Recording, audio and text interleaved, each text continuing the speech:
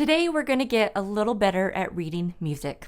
How, you might ask? Well, we'll start with a very quick review of your 3 landmark notes, then we'll dive deeper into intervals, and lastly, I'll give you a bunch of really short snippets of common musical patterns for you to practice.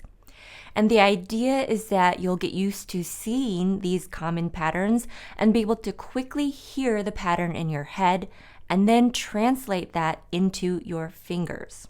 So instead of me saying, what is this note? What is that note? It'll be, what does this pattern sound like? How do you play this pattern? What does it feel like in your fingers to play this pattern? Think of it as learning key phrases in a language rather than learning every single grammar rule. Okay, so let's get started. In lesson 3, we learned our landmark notes, treble G, middle C, and bass F. Remember that treble G is on line number 2, and the treble clef, also known as the G clef, swirls around the treble G line. Bass F is on line number 4, and the bass clef, also known as the F clef, surrounds the F line. And of course, middle C has its own special ledger line, so it's quite easy to recognize and remember in both the bass and treble staff. Landmark notes help us to find our other notes, so it's important to memorize these 3 notes first. So how exactly do landmark notes help us? From these 3 notes, we can use our knowledge of intervals to help us quickly identify other notes. In our last lesson, lesson 4, we learned about the intervals of the second and third. Seconds go from a line to a space note or a space to a line note, and thirds go from a line to a line or space to a space note. So if you see this note here, you can think of the closest landmark note to it and see that it's a third above our treble G. Being able to recognize these intervals in our music reading can also help us down the road when we want to transpose, which basically means to place something in a different position while ultimately sounding the exact same, just higher or lower. And transposing will be something we look at down the road. Let's get to know the next set of intervals, the 4th and 5th. On the piano, the 4th is 4 notes apart, and on the staff, 4ths go from a line to a space note or a space to a line note. You'll notice that the line space pattern is similar to seconds, but with 4ths, you skip over an extra line or space. So it's line note, skip a line to space note, or space, skip a space to a line note. When you play a 4th, it sounds like the beginning to Here Comes the Bride. Now, when I play intervals separated, this is called a melodic interval. But if I play the notes at the same time, that's called a harmonic interval. So harmonic 2nd, 3rd, and 4th, and melodic 2nd, 3rd, and 4th. You can probably guess what the 5th looks like on the piano. 5ths are 5 notes apart, and whenever you're in a 5-finger position, fingers 1 and 5 make up the 5th. On the staff, 5ths go from line note, skip a line to line note, or space note, skip a space to space note. When I play a melodic 5th, you can hear the beginning of Twinkle Twinkle Little Star, also known as the alphabet song. Did you know they're the same tune? I only realized that about 10 years ago, and that was after my doctorate degree.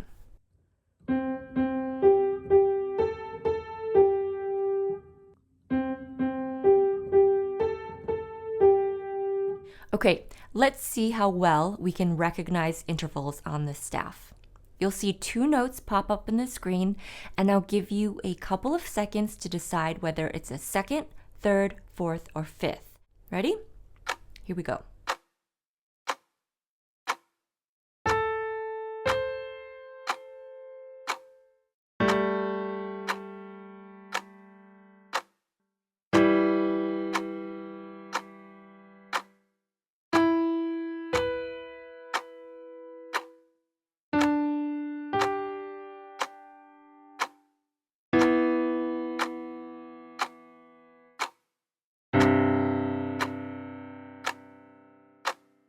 All right, very good.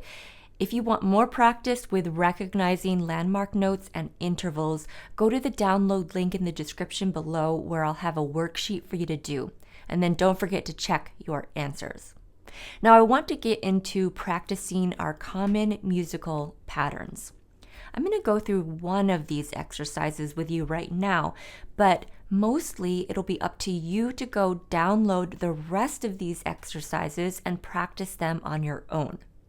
Now, if you run into trouble or have questions about these patterns, just go over to Facebook, join Piano Roadmap Community where you can ask your questions and get them answered by me or another fellow pianist. It's a private group and it's free. So in a way, these are like simplified Hanon exercises. If you don't know, Hanon has a set of technique exercises that use repetitive patterns.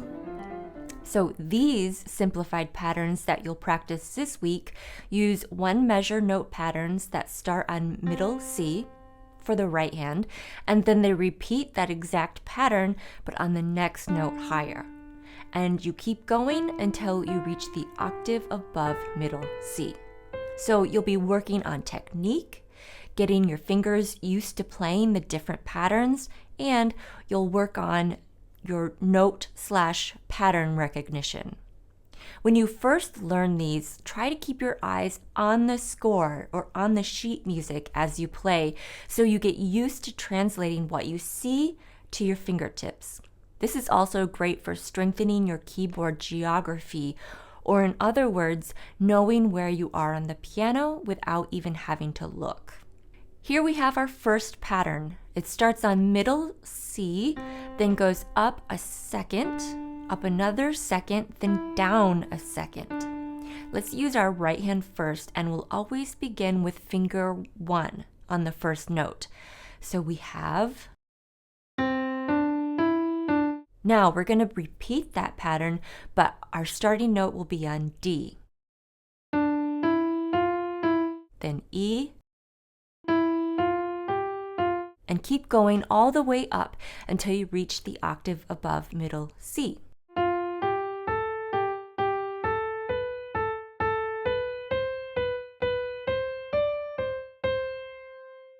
Couple of things to watch out for. Make sure you don't have a break or pause in between your measures.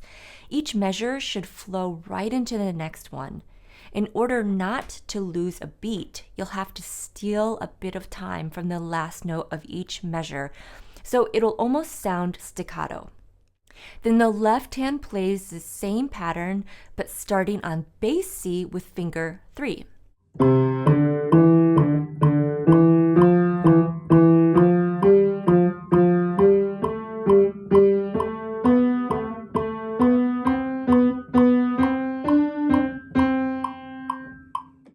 Once each hand feels comfortable and you're able to play it with a steady tempo, then try putting your hands together.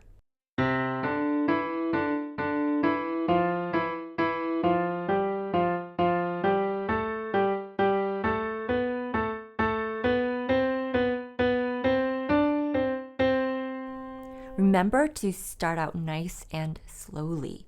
As you gradually increase the tempo throughout the next week or two, begin to think of each measure as one unit rather than 4 separate motions going down.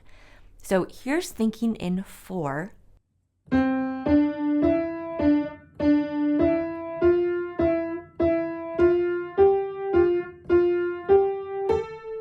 And here's thinking of each measure as one unit or one gesture.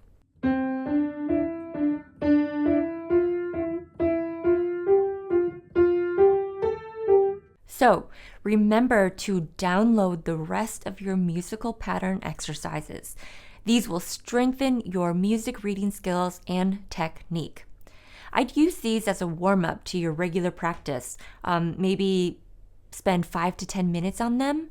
And then next week, we're going to cover more complex rhythms that will help you level up in your musicality and music reading. So I look forward to seeing you then. Bye.